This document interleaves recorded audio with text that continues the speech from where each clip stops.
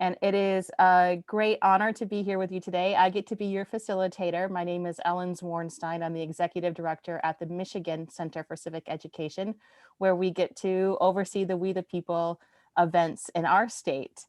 Your judges are here. They will introduce themselves. They will ask you to introduce yourselves, and then we will begin with the hearing. And I will hold up time cards, or hopefully at the right times, appropriately right here. So wish you the very best. Good to see everybody this morning. You all are from New York, correct? Great. I am Hank Chambers. I'm a law professor here at the University of Richmond. Been doing We the People stuff for a bit over 20 years, probably closer to a quarter of a century now.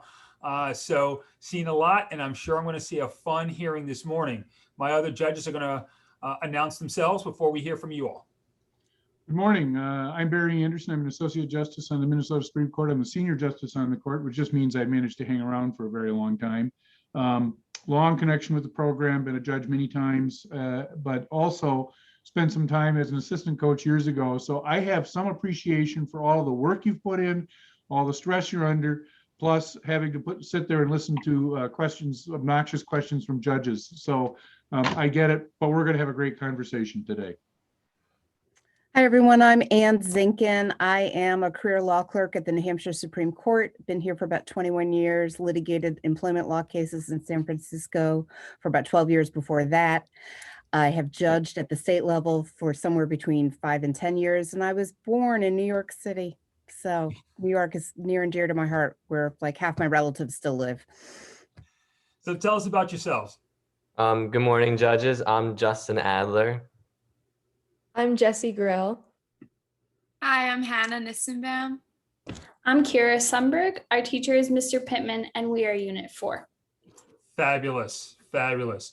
So I will read the question and then we will hear your opening. Unit 4, question 2. The members of Congress are not only legislators, but they are also inquisitorial and should meet frequently to inspect the conduct of the public officers. How effectively do you believe Congress has used its investigatory power? Explain the differences, if any, between Congress's power to investigate and the power of oversight. Which power, in your opinion, is more significant? How effectively do you believe Congress has used its oversight powers? We're ready for your opening statement. James Madison suggests that in framing a government which is to be administered by men over men, the great difficulty is this. You must first enable the government to control the governed, and in the next place, obligate it to control itself. The Constitution divides the federal government into 3 branches that each hold separate responsibilities. However, checks and balances are put in place to prevent one branch from becoming too powerful. Among these counterposes is the power of investigation and the power of oversight granted to Congress to give the legislative a check on the executive. Both the investigatory power and power of oversight have been used effectively to maintain accountability to citizens and constitutional principles and design. Congressional oversight has been the most effective in checking the executive as it reviews, monitors, and supervises federal agencies and programs.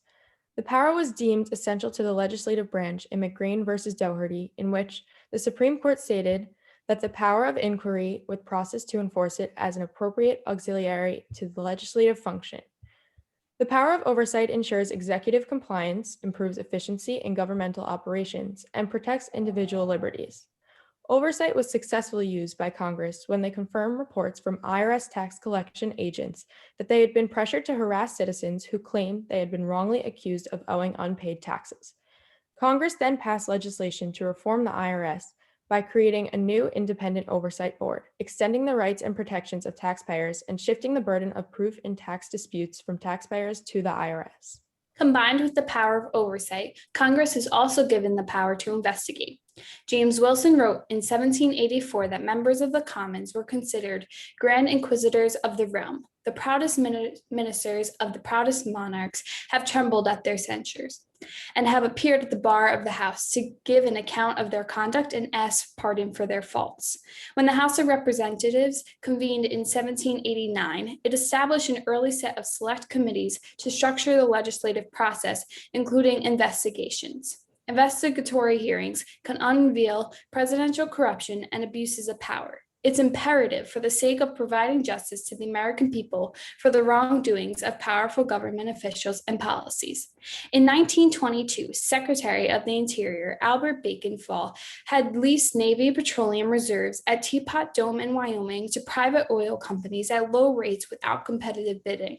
These leases were the subject of seminal investigations by Senator Tom J. Walsh. This investigation allowed Congress to utilize their check on the executive cabinet and helped prevent further corruption. Although both intended to promote checks and balances, there are significant differences between investigatory powers and congressional oversight. The power of oversight is used more frequently and allows Congress to manage the common operations of federal agencies. On the contrary, investigatory power is used after oversight, when Congress discovers a larger problem that needs to be uprooted. Oversight helps Congress catch the mistakes in government policy that need to be investigated, making it a more significant power. Oversight asserts checks and balances on the executive, giving the legislative the opportunity to uphold the high standards of office. As Attorney General of New York State, James said, "Our system of government works best when there are checks and balances led by independent entities that are empowered to conduct fair and rigorous oversight. These are the same principles enshrined in the founding document of our country, the Constitution." Given these differences, oversight is more significant to maintain the original design of a limited and balanced government. Congress must take responsibility for a new positive direction, an innovative agenda that will lead to a more secure America, secure communities, secure economies, and a secure quality of life. Representative Rick Larson. Thank you. We are now ready for follow-up questioning. Thank you very much.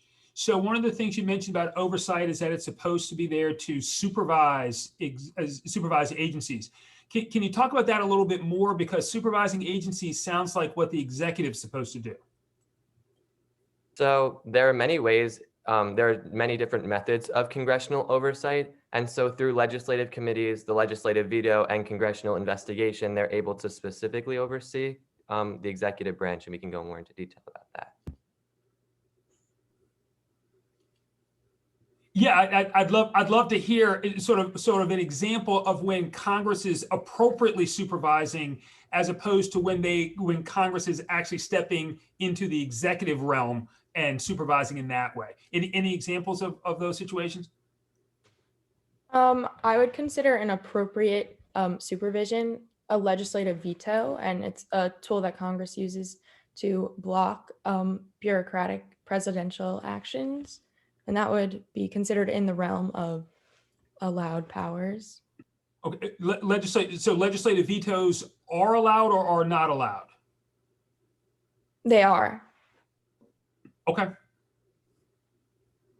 Some other things that Congress do in terms of oversight is they have legislative committees, and they actually authorize the committees to be obviously around. The executive may create them, but Congress approves them and then creates the statutes to which they have to follow. Let's talk a little bit about what powers, if any, has Congress ceded to the executive and judicial branches, and should they make an effort to recapture those powers, and if so, how? So some of the powers that Congress have given to the judicial and executive branches are extremely numerous, but the executive branch, the judicial branch, and the legislative branch having different powers is exactly what the framers intended, and I think that it should stay the same way. This, adding on to what Justin just said, this all adds up to create our form of checks and balances that maintains the balance between the three powers. And as Montesquieu wrote about absolute power, he warned that the best way to avoid this is through the separation of powers that our country uses today. Let me ask you, did the founders have in mind, follow up on that question that I just asked you, let me ask you, did the founders have in mind a system in which the legislature would say, we're going to create a new system to deal with healthcare issues, and the Secretary of Health and Human Services shall decide X, Y, and Z. The Secretary shall decide. The Secretary shall decide. Is that an inappropriate grant of power? Is it an appropriate grant of power? And how does oversight factor into giving the secretary all that discretion? So I definitely think that it fits into what the framers decided in terms of the executive and Congress almost sharing a power in terms of the bureaucracy, in terms of the president, and as you said, the secretary of health, they actually create and they kind of are in charge, and then Congress oversees and makes sure there's no missteps and that they're following the constitutionality of our government. To To- add, oh, Go to ahead. add to what my colleague Justin said, I believe that when each secretary of the different departments decides on their specific laws, and then the Congress oversees that, that is the way that they can check to make sure that their law is serving the best to its ability. To go off my colleague Hannah, I believe the founders believed that with the executive branch and having these secretaries, it doesn't give that one person all the power, and the congressional can override if those secretaries decide to make decisions that they don't believe. And the anti-federalists did have views that one person or the government was going to have too much power. So these secretaries allow for different people to put their opinions within the government. To prevent those the fears of those anti-federalists, we have congressional investigation, which can be considered a part of oversight in general, and Congress is allowed to, step into matters of these federal agencies and the federal events.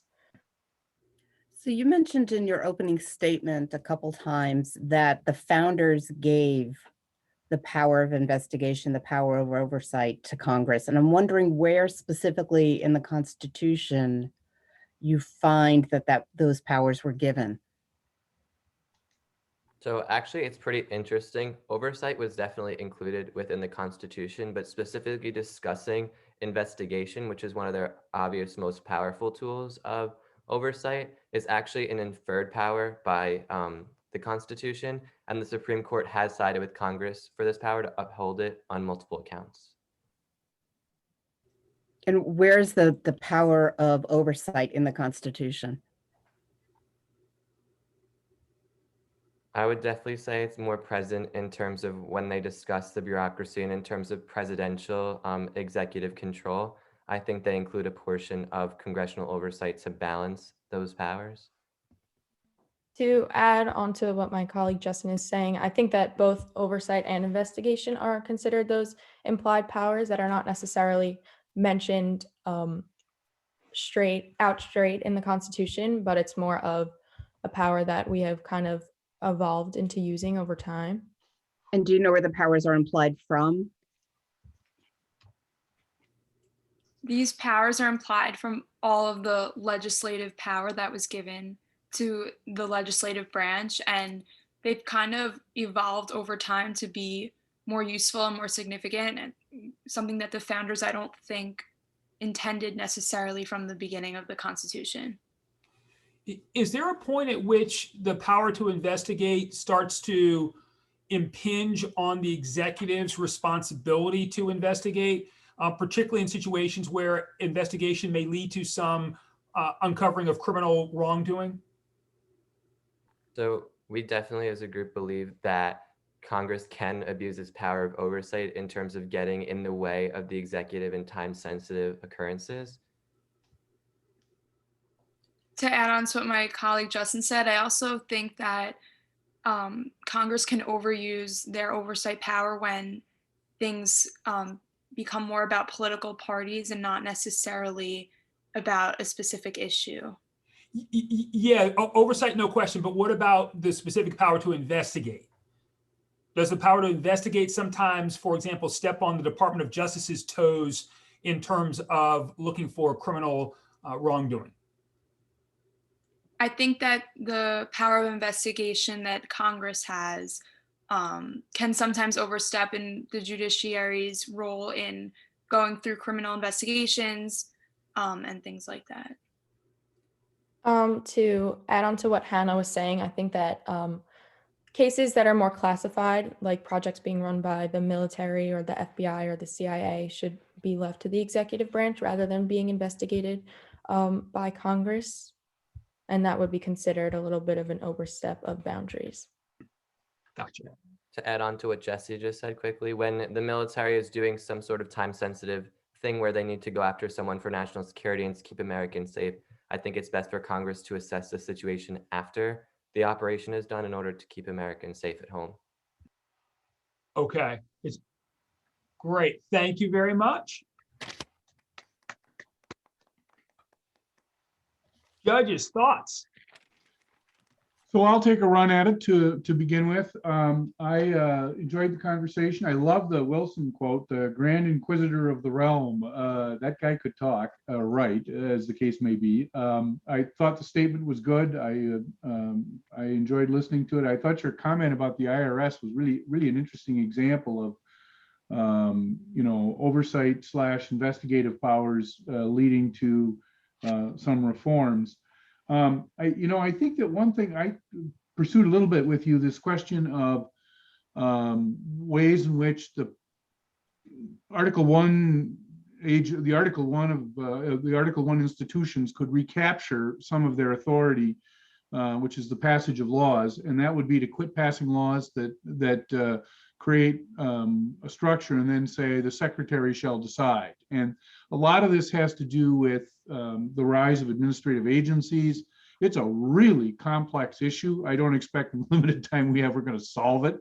But there's a whole field of material here that you could mine that deals with how much authority to give to agencies, how much oversight do you provide of those agencies, what do you do in terms of reining in those agencies when they've overstepped their grounds. And I think there's more conversation to be had on that point. But I enjoyed our visit this morning, and thanks very much for the time you've put in on this.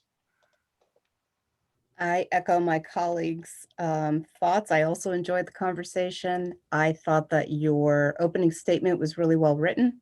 I thought that you did a good job of weaving in citation to United States Supreme Court cases and discussing, different historical bases for both the oversight and the investigatory function of Congress. And I really appreciated all the hard work you put into this. So thank you very much. Agreed. Opening was very strong, very well structured. It was a fair amount. I think it's fair to say that you all did a nice job of distinguishing between oversight and investigation. In the Q&A time period, we pressed you a bit. We pressed you on oversight, and you guys were really strong on oversight. You all were pretty strong on investigation. I would say, if I were providing some advice, if you all are going to show up on Monday, that would be, think about what you mean by the legislative veto, because 98% of folks are going to say the legislative veto left us with NIS versus Chadha and has not come back yet. So if you mean legislative veto in a specific way, explain what you mean by it in a specific way, because the statement legislative veto is around is not quite the way most people hear it. So just one piece of the puzzle there, but very good conversation. Y'all clearly have done a lot of work and are very up on those distinctions. So good luck moving forward, and we'll see what happens.